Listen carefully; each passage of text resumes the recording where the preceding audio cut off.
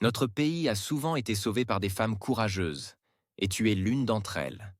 Elle évoque notamment des rencontres chez les Daoud, où l'écrivain lui-même aurait suggéré de transcrire sa tragédie en un ouvrage. Mais Saada, fidèle à son désir de protéger son intimité, aurait toujours refusé. Lorsque j'ai commencé à consulter en 2015, ce n'était pas encore Madame Daoud. Mais il y a 3 ans, j'ai été invité par Madame Daoud à prendre un café chez eux, dans la cité Hasnaoui. Kamel Daoud m'a alors demandé s'il était possible de raconter mon histoire dans un roman. J'ai refusé. Plus tard, son épouse me disait qu'il écrivait un livre et je lui ai dit que je ne voulais pas que ce soit autour de mon histoire. Elle m'a dit « Pas du tout.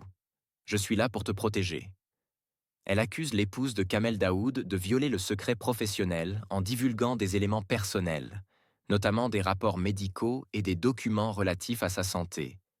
Ces pièces justificatives, qu'elle a conservées comme des preuves de ses traumatismes, seraient la source même de l'inspiration de l'écrivain.